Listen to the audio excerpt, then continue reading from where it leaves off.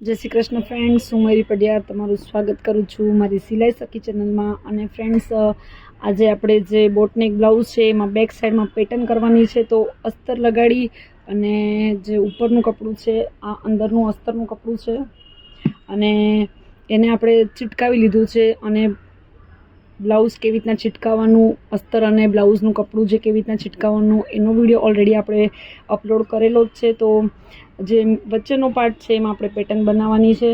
તો ક્યારે પણ પેટર્ન બનાવો તો આગલા વિડીયોમાં પણ આપણે સમજાવ્યું હતું કે આવી રીતના ફોલ્ડ કર્યા પછી જે 1.5 ઇંચ આપણે માર્જિન લઈએ છીએ અહીંયા, એના પર આવી રીતના ફોલ્ડ કરવાનું અને જે આ સાઈડ જે પાર્ટ આવે છે એની અંદર જ પેટર્ન બનાવવાની.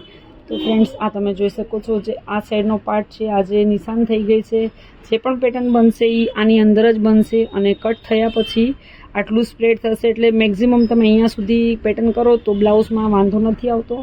તો અત્યારે આપણે આ મિડલ અંદરના ભાગમાં જે પાર્ટ છે એમાં આપણે આ શેપ દેવાનો છે અને એના પર લેસ લગાડવાની છે. તો આ પાર્ટ આપણે કટ કરી લીધો છે ને હવે કેનવાસ વાપરવાનો છે. તો જે અંદરનો પાર્ટ છે આ તમે જોઈ શકો છો, આ અંદરનો કટ કરેલો પાર્ટ છે એ ફેંકવાનો નથી, એના પરથી જ આપણે કેનવાસ કાપવાનો છે. કેમ કે આ પાર્ટ વગર તમે આના પરથી કેનવાસ કાપો તો થોડું ઘણું પણ આગળ પાછળ થઈ જાય છે. તો હવે આને સાઈડમાં મૂકી આ કેનવાસ છે, ફિઝિંગ કેનવાસ કહેવાય છે, એ લઈ લીધો છે. તો ફ્રેન્ડ્સ, આવી રીતના આપણે વ્યવસ્થિત મૂકી દઈશું અને જે કોર્નર્સ છે ત્યાં આપણે માર્કિંગ કરી દઈશું. તો ફ્રેન્ડ્સ, આ માર્કિંગ કરી દઈએ.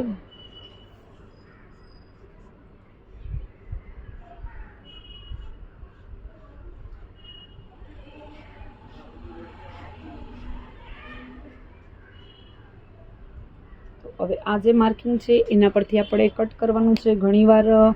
ઘણા ટેલર લોકો એવી રીતના કરે છે કે આ બે પાર્ટ નોખા કરી નાખે છે મિડલના. પછી શું થાય છે કે જ્યારે આપણે આ અંદર કેનવાસ વાળો પાર્ટ કાપીએ ત્યારે આ ગળું આગળ પાછળ થઈ જાય છે, શોલ્ડર ઉતરી જાય છે. એટલે આ 1 થી 1.5 ઇંચ આપણે માર્જિન રહેવા દેવાનું. એટલે ઉપરની પટ્ટી ફોલ્ડ થશે, નીચેની પટ્ટી ફોલ્ડ થશે, એટલે ફક્ત એક બટન ટકાય એટલી જ જગ્યા બચશે. આવી રીતના આ પાર્ટ ફોલ્ડ થશે અને અહીંયાનો પાર્ટ ફોલ્ડ થશે, એટલે જરાક જ જગ્યા બચશે. એટલે બ્લાઉઝ ફાટવાનું પણ ટેન્શન નથી રહેતું. ઘણીવાર આપણે આ બે પાર્ટ નોખા કરી દઈએ તો જે વચ્ચે પાર્ટ હોય છે ત્યાં બ્લાઉઝ ફાટવાનું ટેન્શન રહે છે. તો આવી રીતના કટિંગ કર્યું છે. હવે આ જે વચ્ચેનો પાર્ટ છે આપણે કટ કરી લઈએ. તો થોડુંક આવી રીતના કાતર લગાડી શકીએ એટલો ચટકો મારી દઈશું અંદરથી. આપણે ટોટલી નોખું નથી કરી લેવાનું બેઉ પાર્ટમાં. તો આવી રીતના કાપી લેશું. આને આખું અખંડ જ રાખવાનું છે આપણે.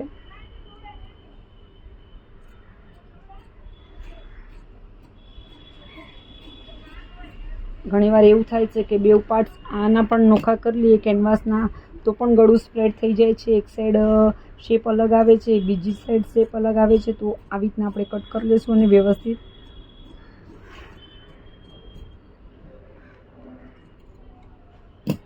તો જે હવે આ મેઇન પાર્ટ છે એ આપણે કામનો છે. તો બધી જગ્યાએથી આપણે 1.25 ઇંચ જેટલું કેનવાસ લેવાનું છે, એક સરખું પરફેક્ટલી.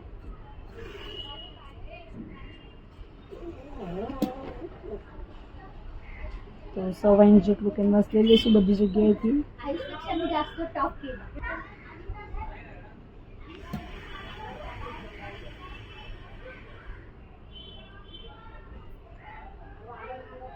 આ કેનવાસ કાપતી વખતે મેઇન ધ્યાન રાખવાનું.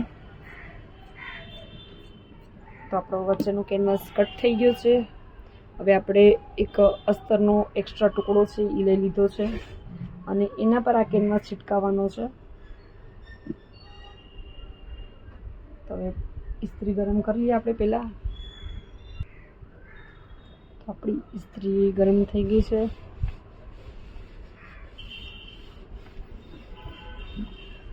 અને જે આપણે બ્લાઉઝની અંદરથી જે પાર્ટ કાઢ્યો હતો એ આપણે લઈ લઈશું.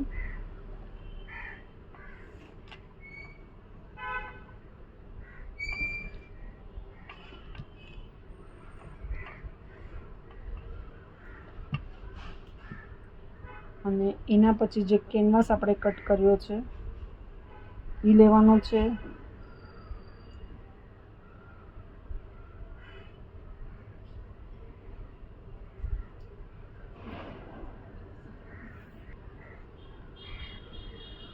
તો કેનવાસ એકદમ પરફેક્ટલી આપણે ચીટકાવવાનું છે. ચીટકાવતી વખતે આ જે નીચેનો પાર્ટ છે શાઇનિંગવાળો, એમાં ગમ હોય છે તો એ નીચે તરફ રાખવાનું હોય છે.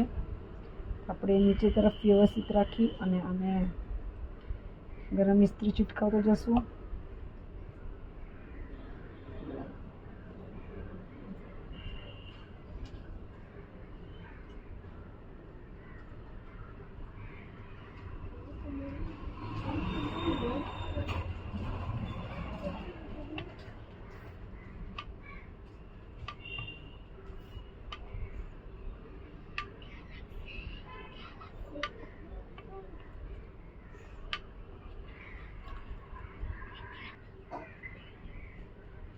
તો ફ્રેન્ડ્સ, આપણો કેનવાસ એક્ઝેક્ટલી છૂટી ગયો છે અને હવે આપણે અંદરથી કટ કરી લઈએ. આ આપણો કેનવાસ ચીટકી ગયો છે. હવે આપણે અસ્તર કટ કરી લઈએ. દાબની સિલાઈ આવે એના કરતાં થોડું કપડું આપણે વધારે છોડી દઈશું. હમણાં રફલી કટ કરી લઈએ છીએ.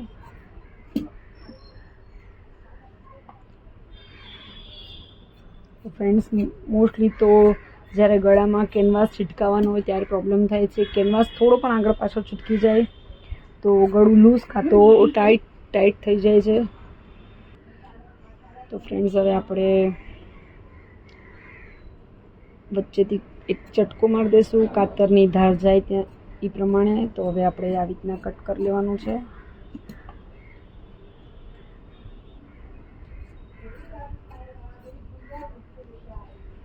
મોસ્ટલી જ્યારે આવા બેક સાઈડમાં આવી રીતના જ્યારે બ્લાઉઝ આવે ત્યારે ધ્યાન રાખવાનું કે જે કેનવાસ હોય કે કોઈ પણ વસ્તુ હોય સળંગ રાખવાની. વચ્ચેથી આપણે ડિવાઈડ કરી દઈશું તો ગળું સ્પ્રેડ થઈ જશે.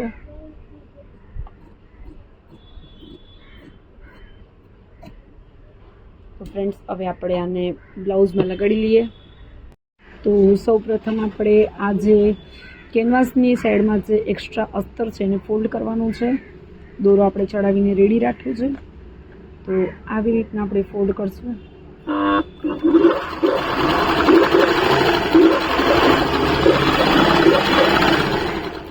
જે કોર્નરનો પાર્ટ આવશે ત્યાંથી આવી રીતના ફોલ્ડ કરવું પડશે.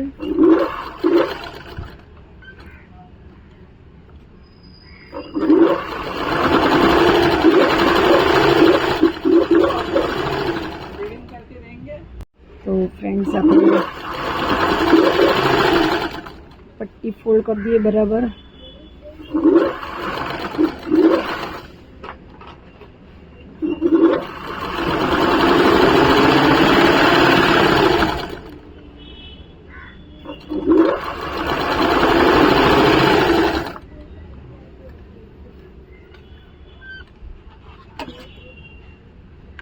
તો ફ્રેન્ડ્સ, પટ્ટી ફોલ્ડ કર્યા પછી જે આ એક્સ્ટ્રા પાર્ટ છે એ આપણે કટ કરવાનો છે. આવી રીતના જ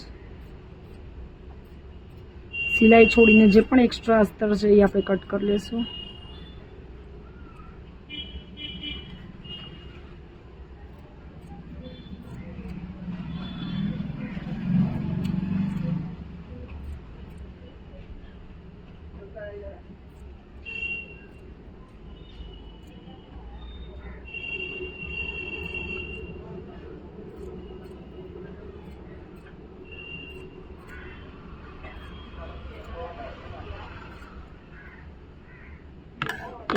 ટોટલી આપણે ગળાનો પાર્ટ જે કેનવાસનો છે એ રેડી કરી લીધો છે.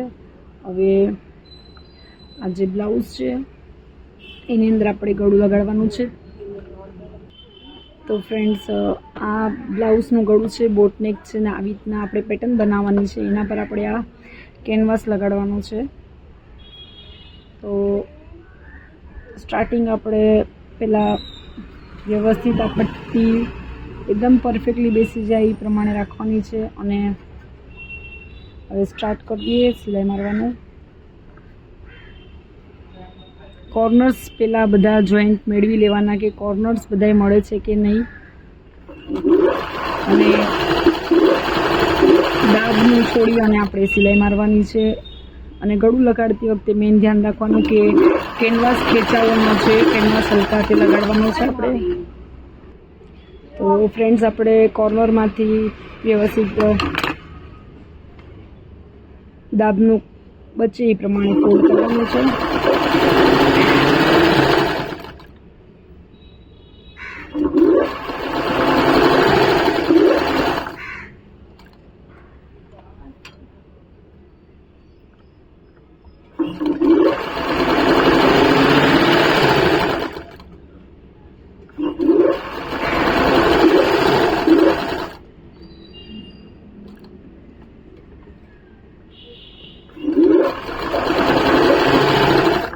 કેનવાસ તો લાગી ગયો છે. હવે જે ખૂણા છે, જે કેનવાસ લગાડ્યા પછી બ્લાઉઝની હારે, એમાં આપણે ચટકા મારવાના છે. એટલે જે ખૂણા છે, આ જે કોર્નર્સ હોય છે, આ સાઈડનો કોર્નર્સ, ત્યાં આપણે ચટકો મારવો પડશે આવી રીતના. તો ફોલ્ડ કરતી વખતે પ્રોબ્લેમ નહીં થાય. 3 ખૂણામાં આવી રીતના આપણે ચટકા મારવાના છે.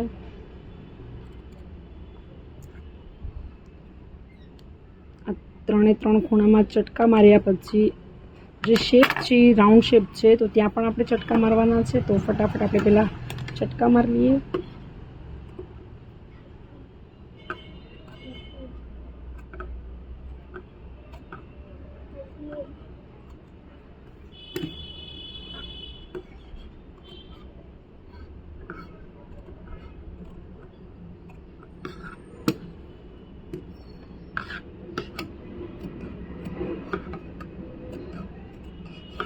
ટોટલી 3 સાઈડમાં ચટકા મારી દીધા છે. અને હવે એને વ્યવસ્થિત ફોલ્ડ કરવાનું છે. તો ફોલ્ડ કરતાં પહેલાં આપણે આવી રીતના નખની મદદથી થોડો પ્રેશર દઈ દઈશું, એટલે વ્યવસ્થિત ફોલ્ડ થાય. પ્રેસ કરવું હોય ઇસ્ત્રીથી તોય કરી શકાય છે, પણ આપણે નખની મદદથી શેપ દઈ દઈએ થોડુંક, એટલે ફિનિશિંગ થોડીક સારી લાગે. 3 દિશામાં આવી રીતના જ આપણે ફોલ્ડ કરી દઈશું. એક્સ્ટ્રા દોરા જ્યાં છે એ કટ કરી લઈએ.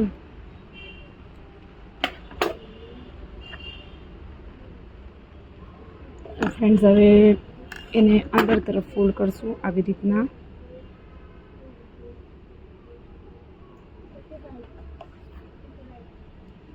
ટોટલી આવી રીતના ફોલ્ડ કરી લેવાનું છે અંદર તરફ.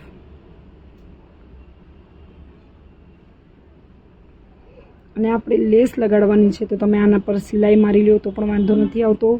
એક્સ્ટ્રા ફિનિશિંગ જોતું હોય તો આપણે અંદર એક સિલાઈ મારી લેશું, એટલે ક્યાંયથી આગળ પાછળ ન થાય.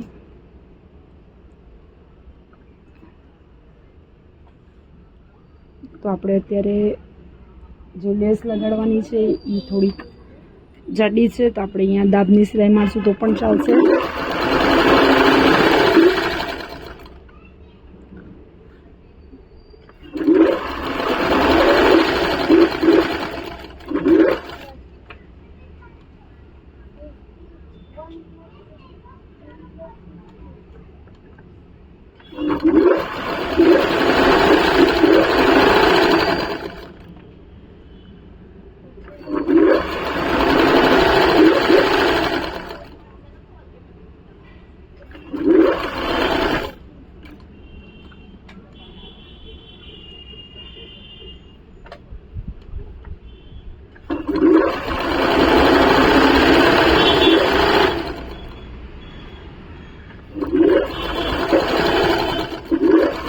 તો ફ્રેન્ડ્સ, આપણી આ દાબની સિલાઈ મરાઈ ગઈ છે. હવે આપણે લેસ લગાડવાની છે. તો લેસ આપણે ઉપરના પાર્ટથી સ્ટાર્ટ કરવાની છે. આ જે ઉપરનો પાર્ટ છે ત્યાંથી લેસ સ્ટાર્ટ કરશું.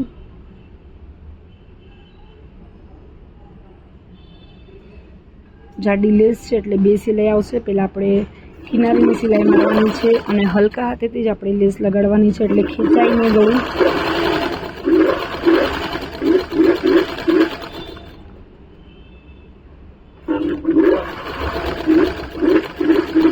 અને જ્યાં ખૂણો આવશે ત્યાં આપણે થોડીક લેસ ઢીલી છોડવાની છે. તમારે થોડીક નાનકડી અમસ્તી ચપટી મારવી હોય તો મારી શકો છો. આપણે નાનકડી અમસ્તી ચપટી મારી દીધી છે, દેખાય નહીં એવી. હવે રાઉન્ડ શેપ ફેરવી લઈએ. જ્યારે રાઉન્ડ શેપ ફેરવીએ ત્યારે લેસ થોડી ઢીલી રાખવાની.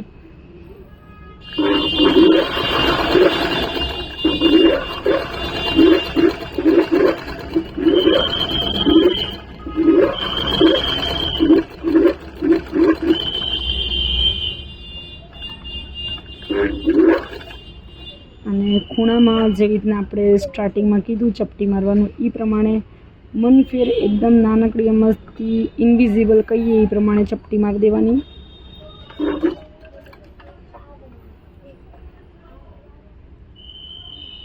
અને અહીંયા બીજે રાઉન્ડ શેપ જેવો થોડોક પાર્ટ છે, અહીંયા પણ હલકા હાથે આપણે લેસ લગાડી દઈશું. અને જ્યાં ઉપરનો પાર્ટ આવે છે ત્યાં થોડીક માપ કરતાં થોડીક આપણે એક્સ્ટ્રા લેસ કાપીએ પહેલાં.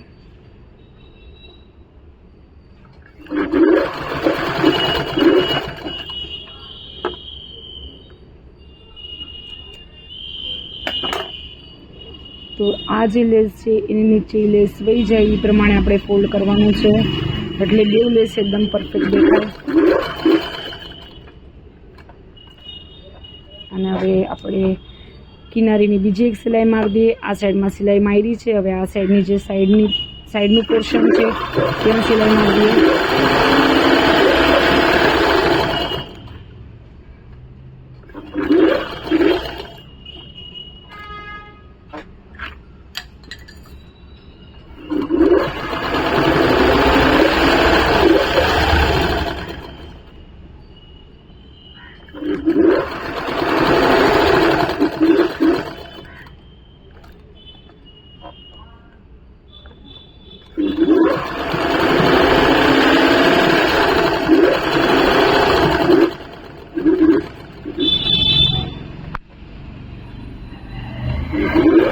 તો ફ્રેન્ડ્સ આપણી લેસ લાગીને રેડી થઈ ગઈ છે. ગળું એકદમ મસ્ત ફિનિશિંગ સાથે આપણું રેડી થઈ ગયું છે.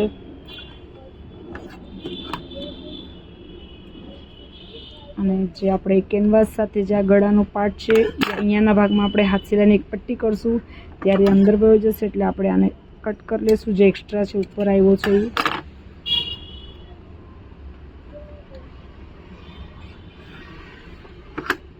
તો આ તમે જોઈ શકો છો એકદમ પરફેક્ટ ફિનિશિંગ સાથે આપણું ગળું એકદમ બનીને રેડી થઈ ગયું છે. તો બોટનેકનું આ ગળું છે અને બેક સાઈડમાં આવી કંઈક પેટર્ન જોતી હતી. તો ફ્રેન્ડ્સ કોઈ પણ સાઈડથી ખેંચાણું નથી. રાઉન્ડ શેપમાં જે લેસ છે એ પણ એકદમ પરફેક્ટ બેસી ગઈ છે, એટલે રાઉન્ડ શેપમાં જ્યારે લેસ બેસાડી આવી રીતના તો લેસ થોડી ઢીલી રાખવાની, કેમ કે જે આ સાઈડનું પાર્ટ છે એમાં ઓછું કપડું લાગે છે અને જે આ સાઈડનો પાર્ટ છે એમાં વધારે લાગે છે, એટલે લેસ થોડી ઢીલા હાથેથી રાઉન્ડ શેપ ક્યાં પણ આવે, કોઈ પણ ગળું હોય પણ રાઉન્ડ શેપ આવે ત્યારે આપણે ઢીલા હાથેથી બેસાડવાની. તો ફ્રેન્ડ્સ વિડીયો પસંદ આવ્યો હોય તો લાઇક કરજો, અને ચેનલ સબસ્ક્રાઈબ ન કરી હોય તો ચેનલને પણ સબસ્ક્રાઈબ કરી દેજો. સાથે જ બેલ નોટિફિકેશનને ક્લિક કરજો જેથી આવવાવાળા મારા નવા વિડીયોઝની નોટિફિકેશન તમને મળતી રહે. Thank you.